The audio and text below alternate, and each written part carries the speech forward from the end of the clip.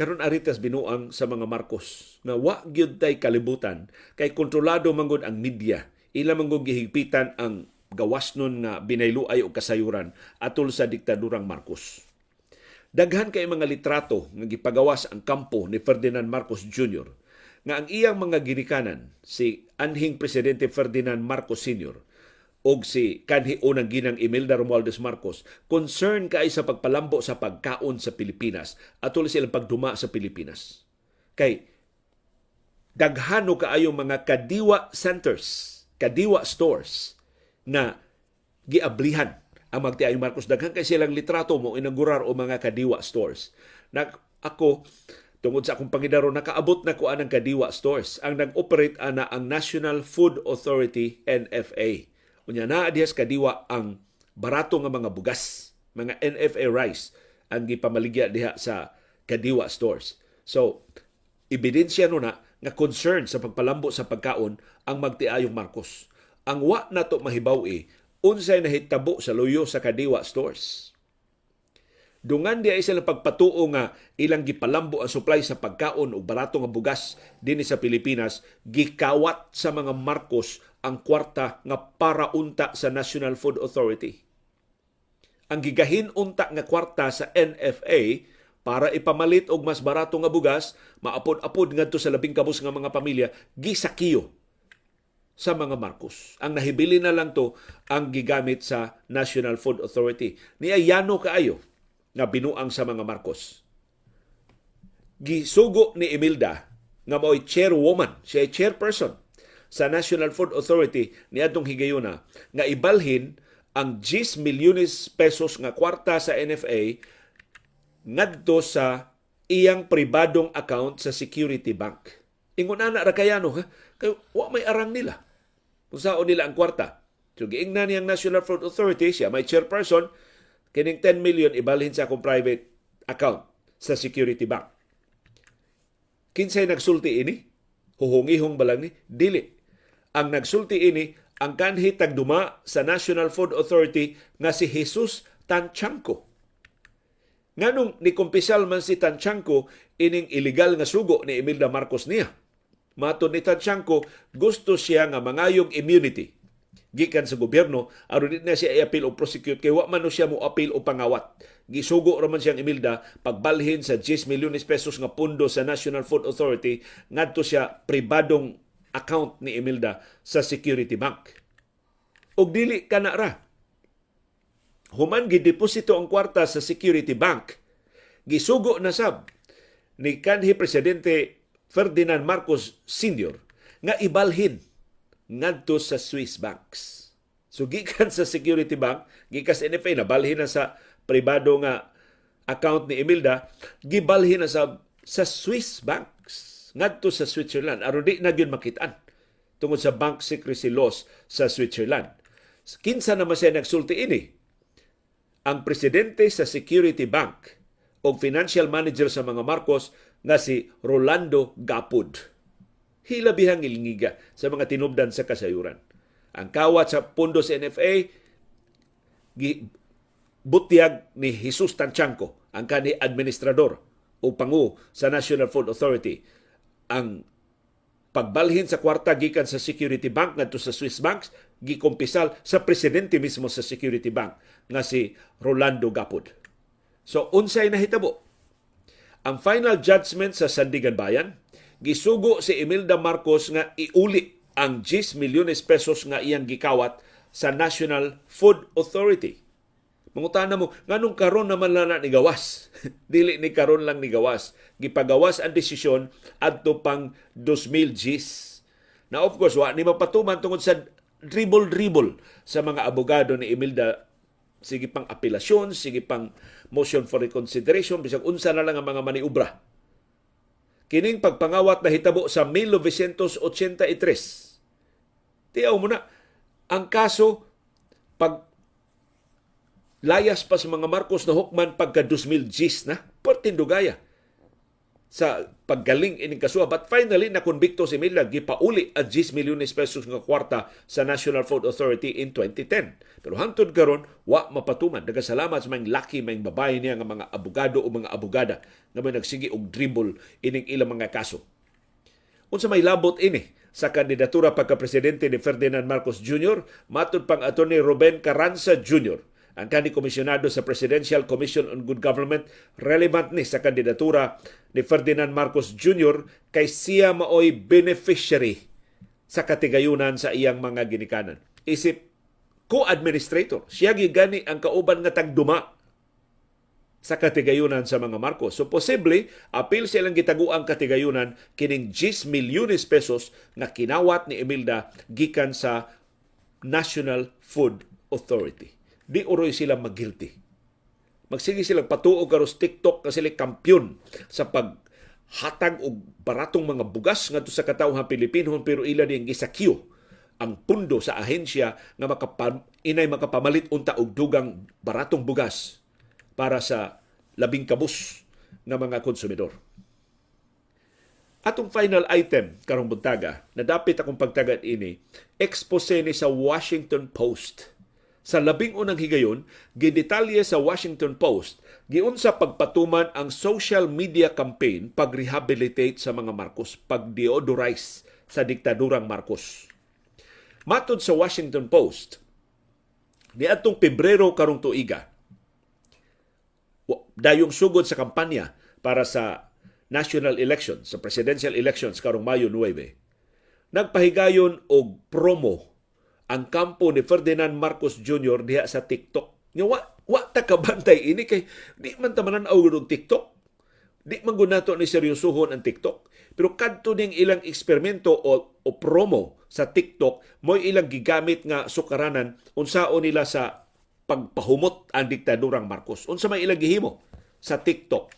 Dunay TikTok challenge nga gipasyugdahan ang mga batan-on kunuhay nga mga dumadapig ni Ferdinand Marcos Jr. Pero kining tanan ilan ning sinhulan. Unsa man ang TikTok challenge? Ilang ipatukar ang recording sa March to a New Society, katong bagong lipunan anthem, katong theme song sa bagong lipunan ni Marcos katong karaan. Ilang ipatukar ngadto sa ilang mga ginikanan, ngadto sa ilang mga apuhan, unya ilang i-record on video ang reaksyon sa katigwangan. Unsa ilang reaksyon? Inig kabati nila sa anthem katong sigihang patukar kada adlaw atul pas martial law ni Ferdinand Marcos Sr. Hibaw mo unsay resulta? Nag-expect sila nga ang mga tiguang, ang mga hamtong, mga ginikanan o mga apuhan, masuko. Inig kadungog nila sa anthem sa New Society o sa bagong lipunan ni Marcos. Kay sila bayay nakasaksi sa grabing utang? Sila bayay na hiagom sa kalisod, sa pagkahagsa sa atong nasunong ekonomiya sa diktadura ni Marcos? Pero sus, hibaw mo sa reaksyon sa mga ginikanan o mga apuhan sa mga batanon nga nakadungog. Nagsigi ko og kumpas-kumpas, nagsigi yango ang ilang naong, ang uban gani kuno ni barug og ni marcha. Kay nakahinumdum unsa ilang gibuhat atol sa bagong lipunan. Haskang lipaya no sa TV crew nga nagkuha sa ilang mga reaksyon. So mao to nakahukom ang kampanya ni Ferdinand Marcos Jr. na brainwash na. Nagbalampuso na ang atong kampanya o ato na ning sustinihan. Mao di na nga kada rally ni Ferdinand Marcos Jr. naagyoy tukar sa anthem sa bagong lipunan sa New Society ni anhing presidente Ferdinand Marcos Jr. Sa niaging 2 na kadekada, sukad napalayas ang mga Marcos sa 1986 People Power Revolution, si Ferdinand Marcos Jr. ug ang iyang pamilya nagpasiugda og kampanya pagpahumot sa ilang pamilya ug sa diktadura sa iyang amahan pinagi sa social media. Og gisakta ni og daghan nga mga fake news gipabahaan og sayop nga kasayuran. Ang Facebook ug ang Twitter aktibo kaayo nga ni badlong sa mga posts apan menos ang regulation sa TikTok ug sa YouTube. Maoning ni concentrate sila sa TikTok o sa YouTube kay mauman ang tinubdan sa kasayuran sa mga batanon. nga way direktang kasinatian sa martial law. Ang Pilipinas, sigon sa research sa pamilyang Marcos, haom kaayo para sa fake news nga ipakatap sa social media. Nganuman, 99% sa populasyon online. Mao ni research sa kampo ni Marcos, sigon sa Washington Post. Og mayoriya, sobras katunga sa mga Pilipinon maglisod pag ila og fake news. Di sila kaila fake ba o tinuod ba nga news. Sigon sa Washington Post, mauni ang nakapadaog ni Presidente Rodrigo Duterte niadtong 2016.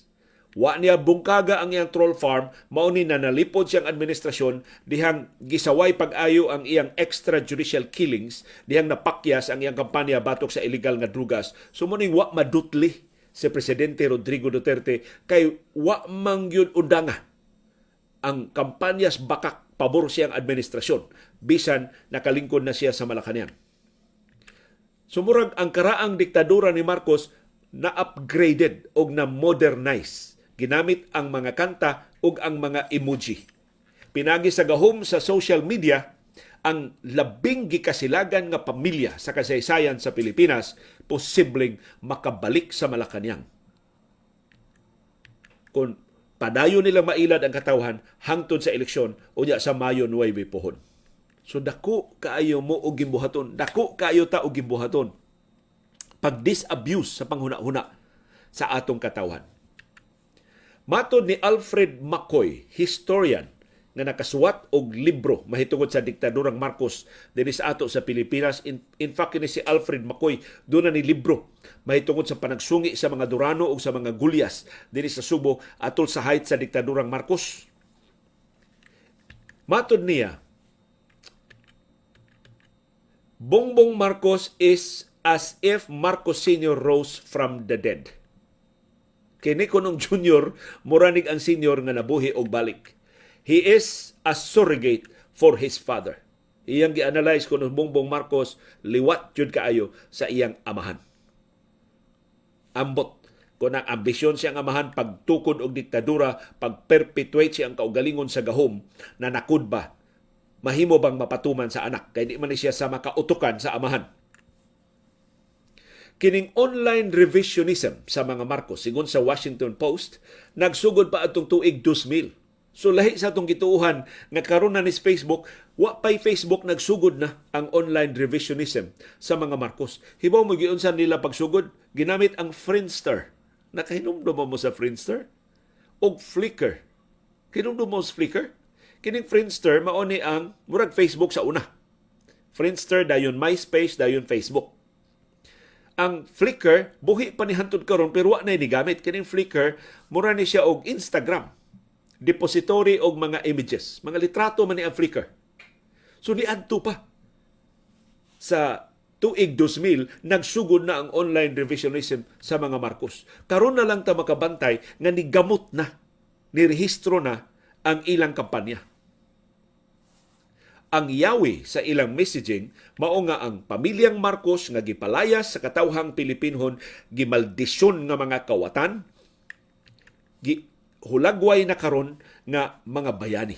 Gihulagway na nga maluluwas sa Pilipinas gikan sa kalisod ug nakahimong paraiso sa nasod atul sa ilang pagduma sa sud sa 21 ka tuig. Wa hisguti ang mga human rights abuses, wa hisguti ang grabing pangawat atol sa administrasyong Marcos. Ang mga paningkamot pag-usab sa kasaysayan naglakip sa seryoso nga mga mensahe, pagsukwahi kunuhay o mga argumento ug sa mga binuang.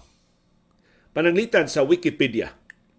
Ang mga sakop sa Wiki Society of the Philippines, grupo ni sa mga volunteer editors nga nagmonitor sa mga pages mahitungod sa Pilipinas. Mato nila hapit kada adlaw, dunay gubat nga mahitabo diha sa wiki editing pages. Kay daghan kuno kaayo mga trolls nga usbo nila ang mga pages mahitungod ni Ferdinand Marcos Sr. o Ferdinand Marcos Jr. Gikan sa pagkakorap ilang himuon nga mga bayani. So ilang usbon ang mga na sila mga copy and paste nga mga entries, ilang papason ang mga entries sa Wikipedia sa pangawat sa mga Marcos, ilang ilisan nga ang mga Marcos bayani sa ikaduhang gubat sa kalibutan, ang mga Marcos nakapadato sa Pilipinas. Ang kanunay yung usbon ang mga terminong dictator o kleptocrat. Kada adlaw kuno hapit kapila ka dosina nga mag-inusabay og mga kay sa Wikipedia gud o ordinaryo kang user makausab ka sa entry. Pero ang mga editors mahimo nga mo tangtang sa imong kausaban kung dili mao. Ug mao ni ang mga voluntary editors na ingon sila haskang kapuya sa ilang trabaho. Kay daghan kay mga trolls sa mga Marcos nga usbon ang Wikipedia entries aron papason ang ilang kakawatan. Ilan ning gitawag nga mga edit wars, back and forth sa mga trolls ni Marcos, usahay maabtan silang pila ka oras aron lang pagpanalipod sa kamatuoran sa pangawat sa mga Marcos. Muna nga karon ko no tungod sa paglabi sa mga editors, ang mga pahina mahitungod ni Ferdinand Marcos Jr. o Ferdinand Marcos Sr. gi-classify nga semi-protected. Pasabot nga dili mausab kunoy approval gikan sa community of editors. So ang mga trolls di na makabuot-buot sa pag-usab-usab diha sa mga entries sa mga pahina nilang Ferdinand Marcos Sr. o Ferdinand Marcos Jr. Na kining kampanya pagsabwag og sayop nga kasayuran nigamit ni sa tanang prente. Gawa sa Wikipedia nga gikinahanglan ang citations una mo publikar, ang YouTube ug ang TikTok ni sunod sa Facebook isip nag-una nga mga tinubdan sa disinformation. Sigon ni sa fact-checking collective nga check.ph. Nya usa sa mga fact-checker mao si Annie Perez Gallardo, ang atong kauban nga reporter sa ABS-CBN. So kung gusto mong mahibaw, fake news ba ni o sakto ba ni, adto mo sa check.ph. tsek.ph kay daghan kay na mga volunteers gi-assign ang nagkalilain nga mga rehiyon sa Pilipinas pagsusi unsa katinuod kanang namantala nga mga information or materials. Apil sa labing lapad nga pamakak gipasyugdahan sa mga Marcos nga atol sa martial law way gidakop bisan usa. O nga atol sa paglayas na sa mga Marcos way bisan usa ka kaso nga napasaka batok sa mga Marcos diha sa korte. Sumuna ang ilang narrative. Way bisan usa nga nadakpan o way bisan usa ka kasong napasaka. So wa lang sila makonbikto, wa gyud sila ikiha sa mga korte. Kay wa lagi doy ebidensya ang mga pasangil batok nila. Ang YouTube na puno sa mga conspiracy theories. Gikan sa pangangkon nga si Nostradamus, nangagpas ng daan sa kadaugan ni Ferdinand Marcos Jr. sa eleksyon sa Mayo 9, ngadto sa Taliano Gold. Kadaghan kay bulawan ang mga Marcos nga ilang iapod-apod kung makabalik sila sa Malacañang. Sa TikTok, nga dunay time limits, mas mubo ang content pero mas ugdang og dating ngadto sa mga batanon. Ilang gi-romanticize ang Marcos family. Dunay karaan kay mga litrato sa mga Marcos, karaan kay mga video sa mga Marcos, gibutangan og bag-o nga mga music aron pagkuha, pagmugna og kalingawan o pagkuha og simpatiya gikan sa publiko. For example, naa sa TikTok ang karaan kay mga litrato sa baskog pagkaayo nga Ferdinand Marcos Sr. gitukaran og Material Girl sa kantang Material Girl ni Madonna. Nya duna say mga litrato sa gwapa pagkaayo nga si Imelda Marcos nga naghilak ginamit ang crying emoji. So gimodernize nila aron malingaw o makasimpatiya ang publiko. Si Alan Herman, usa ni ka campaign strategist, mao ni pasabot ining taktika nga gigamit sa online revisionism sa mga Marcos. Siya mo'y nagduma sa Agents International Public Relations. Susuhito siya ini mga online information campaign. Matud niya nga ang TikTok epektibo kaayo para sa Pilipinohon nga mga botante sa ilang pagpili kinsay ilang kandidato o kandidata tungod sa elemento sa delight o entertainment. So, nakuha ko no ang kiliti sa grupos mga Marcos ang mga botante pinagi sa pag-offer og delight o entertainment. So, kalingawan yun. Kanang makapaukyab, unya makapalingaw. Mato ni Herman, the guys who make noise, maoy mo daog. Kinsay labing sabaan. Bahala ang nagsayop ang iyang kasayuran basta siya'y labing sabaan, siya'y labing lingaw, siya'y mo daog. Diha sa TikTok. They're literally dancing and singing their way into our ballot. So tungod sa kaepektibo ani ilang kampanya, gipaagi og kalingawan ang ilang mga bakak, kuyaw kung mailad yun ang mga botante hangtod unya sa Mayo 9. Daghang mga pagtuon ang gilusad nga nagdetalye. Giunsa ni Presidente Rodrigo Duterte pag-weaponize ang social media. Gigamit ang social media pagpahilom sa ilang mga kaatbang, pagpahilom sa mga nagsaway sa duguon nga gubat batok sa ilegal nga drugas. Gipahilom sab ang mga kaatbang nga nanaway sa way klarong pagduma sa pandemya sa COVID-19. So social media trolls di ay maoy main defenders sa administrasyon ni Presidente Rodrigo Duterte. Ang pamilyang Marcos nisagop sa taktika ni Presidente Duterte plus tungod sa alyansa ni Ferdinand Marcos Jr. o ni Sara Duterte Carpio, nakakabayo silang apil ining gamhanan nga troll farms ni Presidente Rodrigo Duterte. So ang ilang networks, ang networks pamakak sa mga Marcos o ang networks sa mga troll sa mga Duterte pagpanalipod sa administrasyon sa amahan, mao karoy nagunsabo aron sa mas gamhanan nga pagpangilad, pangampanya sa sayop nga kasayuran diha sa TikTok, sa YouTube o sa social media. Sukad sa 2016, ang troll operation sa mga Duterte o sa mga Marcos ni pahaom sa ilang kaugalingon sa mga lagda sa takedowns o coordinated inauthentic behavior. Kay kanunay na sila masakpan sa Facebook pero may na kay sila nga mulusot-lusot. Lahi sa gihimo ni sa trolls ni Duterte sa una nga mag-copy and paste. No, hatagan na silang content niya ilang i-copy and paste sa ilang mga accounts.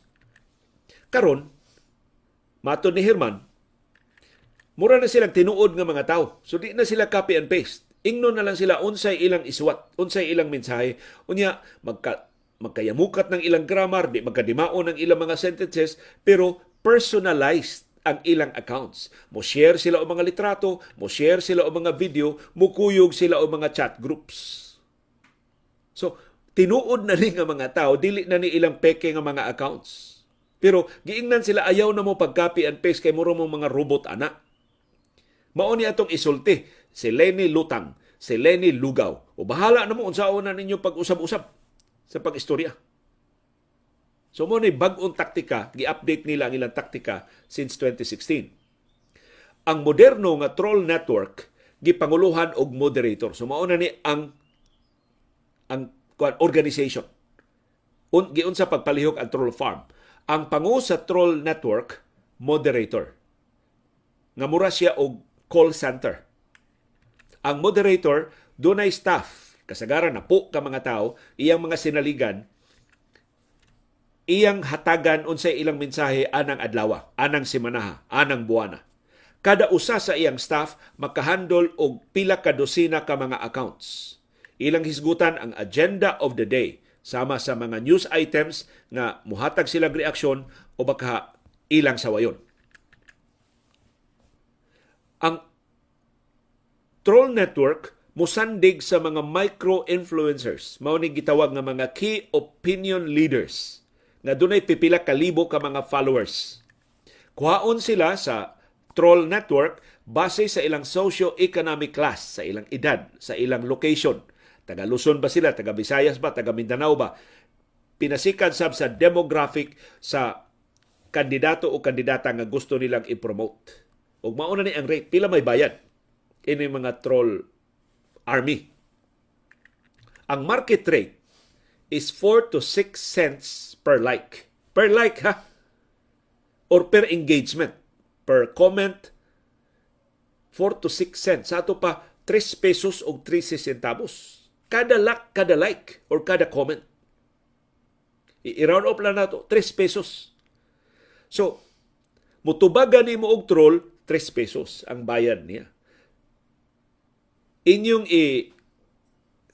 i-engage ang troll, magsige na mo og lalis, apot tinaghanan niyang 3 pesos. Kada comment ninyo sa iyang post, 3 pesos.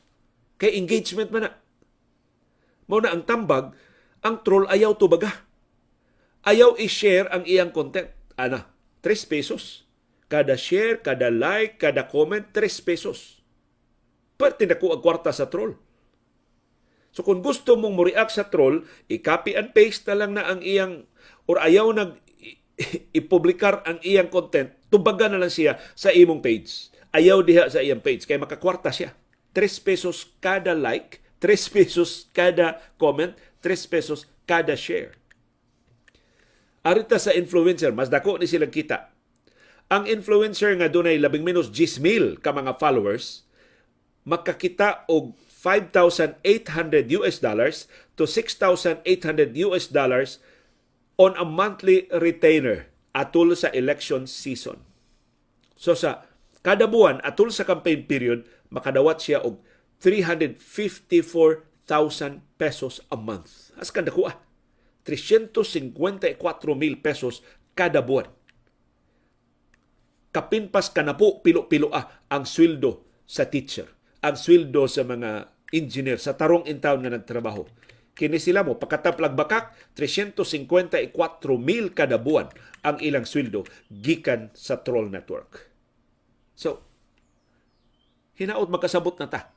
Nganong passionate sa kini mga troll, pakig-away ni, kay inig-away ni mo nila, 3 pesos man kada like, 3 pesos kada comment, 3 pesos kada share. So, mo engage mo nila, mudako ilang kwarta. Plus, ang nag-control nila kini mga influencers, tindakuan lang kita. Magsige mo diyang comment sa ila, moabot na og 10,000 shares, moabot na og 10,000 comments, tindakuan nilang kita. Tindakuan nilang income. Usa ka digital creative, nipakita og job offer nga iyang nadawat gikan sa usa ka ahente sa political candidate. Iyang gipakita sa reporter sa Washington Post on the condition of anonymity. Unsa may sulti sa job offer, muduma siya og Facebook page. So ang unang assignment, maghimo siya og Facebook page, mo post siya og mga material kada adlaw. Unya ang iyang mga materials ipasikad sa messaging seed gikan sa agency. So ang agency mo mohatag niya og atong isgutan ang iyang accomplishment A, atong isgutan iyang accomplishment B, atong sawayon ang candidate C, atong bombahan pag-ayo ang candidate D. So mag-agad siya sa troll network.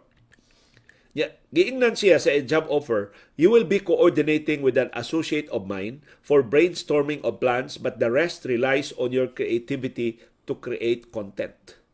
So makigsulti lang akong bata-bata nimo, pero ikaw na bahala. Ang imong creativity mo igamita. There will be minimal interface with the client. Dili mo mag-istorya sa kliyente. Di ka mailhan, nagtrabaho ka para niya. In fact, ang kliyente posible nga di makailan nimo. Matod sa mga researchers, kining pag-usab, pag-update sa mga Marcos sa karaan na troll farm sa mga Duterte, na nahimo ng mas authentic ang content o gi-focus sa mas batanon sa Generation Z na mga platform sama sa TikTok. Wa lang makalikay sa mga takedowns, apan ang tuyo ini maugyod ang pagpahingusog sa mensahe ngadto sa mga batanon nga henerasyon nga nakapalig-on sa imahe sa mga Marcos diha sa panghuna-huna ug sa kasing-kasing sa katawhan. Sa ato pa, kining maong troll farm, di lang ni para ni Ferdinand Marcos Jr., hangtod pa ni sa sunod nga mga henerasyon sa mga Marcos. Hibaw mo kinsay naas kasing-kasing ining kinsay sentro sa kampanya, di na si Ferdinand Marcos Jr., kundili ang iyang kamagawang anak nga si Ferdinand Alexander o si Sandro Marcos nga nidagan karon sa pagkakongresista. Mo ni si Sandro moabot din sa ato sa Subo. Kay kini di ay maong kampanya para na niya. Pag-build up na niya sa umaabot nga mas dagkong mga posisyon nga iyang daganan. Kay tiguang nabaya sab si Ferdinand Marcos Sr. Ang 27 anyos nga si Sandro, tungod ining pag-build up niya diha sa TikTok, giisip na nga rising online star. So kita wa ta kabantay ini kay di man ta mo tan-aw TikTok, pero perting sikatan ng Sandro diha sa TikTok. Dunay daghan kay nga mga accounts nga magsigi og daig ni Sandro. Pero kini mga accounts ilara ni mga binayran. Pero murag mo appear nga mga fans sila ni Sandro. Dunay mga litrato ni Sandro nga butangan og mga love songs, butangan og mga filters aron mas gwapo siyang tan-awon kaysa aktual niyang panagway. Pipila ka mga posts mura og mga gwapa kay nga mga batan-ong mga babay nga kilig kaayo kay gitanyagan siya makigminyo ni Sandro. Or si Sandro o ang iyang igsuon nga mga lalaki nag-ilog niya. So ingon ana ba ang ilang content? Pag-sentro lang yun, pagpasikat lang yun ni Sandro Marcos. Matod sa mga eksperto nga kining maong mga posts dili ni sa ordinaryo nga mga fans, gikan ni sa mga tao nga gi-hire sa pamilyang Marcos. Pag-build up na ni Sandro sa umaabot pa nga mga eleksyon. Nganong nakaingon ang mga eksperto ini? Kay dunay mga clues, dunay mga timaan sa inauthenticity nga dili tinuod nga mga fans kining nagbutang sa mga content. For example, duna sila'y mga baby photos ni Sandro. Kinsa may dunay baby photos ni Sandro? Wa man na nila ipublikar sa Facebook. Wa man na nila ipublikar sa Twitter. So, gikan na sa ilang family albums. Gikan na sa ilang private storage. Di sila ra. Mao'y naghimo ana. Doon ay mga intimate video, mga private moments ni Sandro uban sa iyang mga ginikanan. Nga way bisan usa ka sakop sa media nga nakalitli nganong doon na may access ang mga fans ana. Ang pamilya rang Marcos may naghimo anang maong mga content. For example, na ay video nga si Sandro nakigsayaw sa iyang inahan in a very private, intimate moment. Kung anong naabot man na sa mga fans. So ang mga Marcos may naghimo ini mga fan pages ni Sandro. Kinsa man ni mga TikTok users naggisentro sa kampanya sa mga Marcos, mga teenagers nga mga botante na. So mao'y pag 18, mao'y pag 19 ining maong mga botante nga way bagahe sa martial law.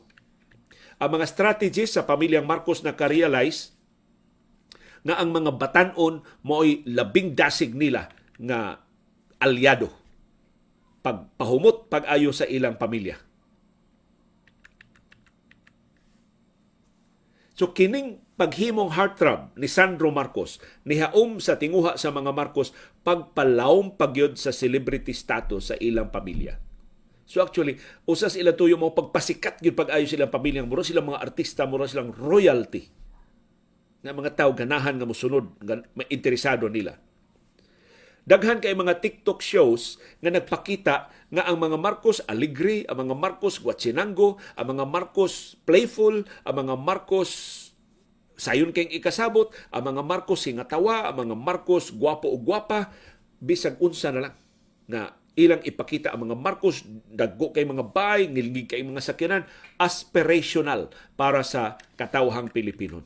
Kay ganahan ba sa tamang-tanaw og mga pamilya nga maayo og kahimtang aron makay mauday na pagkaon, mauday na ilang bay.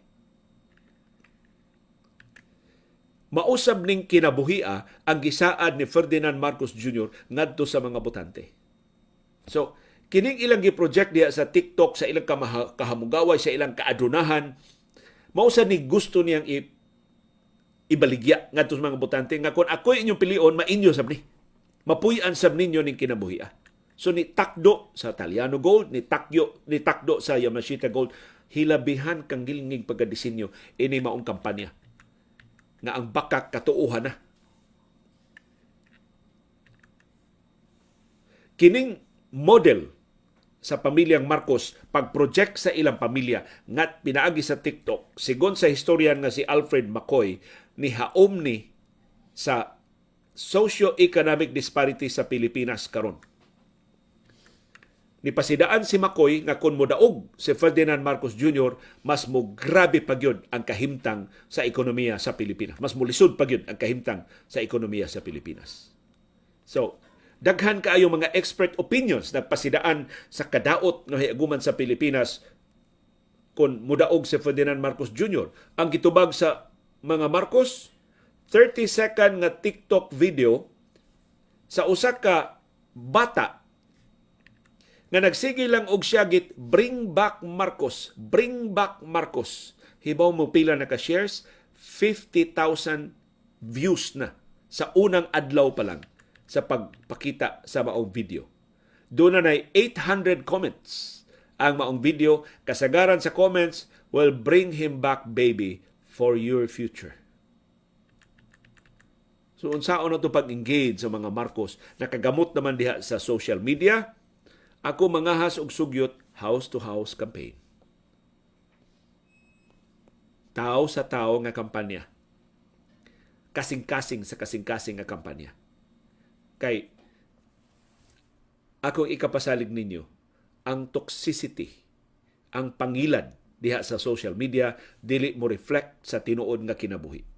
Mas abli ang panghuna-huna, mas utukan nga ikasulti ang katawhan kung imo silang duawon sa ilang mga panimay. So doon na patay panahon between today, mo-resume ang kampanya karong adlaw, hangtod unya sa Mayo 9 sa adlaw sa piniliay, pila pa kabay ang atong matuktok, pila pa katawo ang atong maistorya, pila pa ka pamilya ang atong mahatagan o katinawan. Sa tinuod nga mga issue, unsay tinuod nga panalipdan nato ni ining eleksyon na. Ang atong kaligdong, ang atong demokrasya, ang atong kagawasan. Kung masayop ta, simbako, layo na to, sa atong pagtunga sa atong mga presinto niya sa Mayo 9. Kung wa tay himuon, between now until then, dako kayong kahigayunan na mag-atubang tag laing 6 katuig sa ataon na katuigan sa Pilipinas. Way klaro ang pagduma, posible ganing magpadayon ang pangurakot o panghingusgan pagyod, banhawon ang diktadura, patyo na sab ang demokratikan mga institusyon ining nasura. So kutob sa mahimo, dili na nato tugutan, palihog lang. Daghang salamat sa padayon nga pagpakabana o pakigbisog pagtugkad sa mga implikasyon sa labing mahinungdanong mga panghitabo sa atong palibot.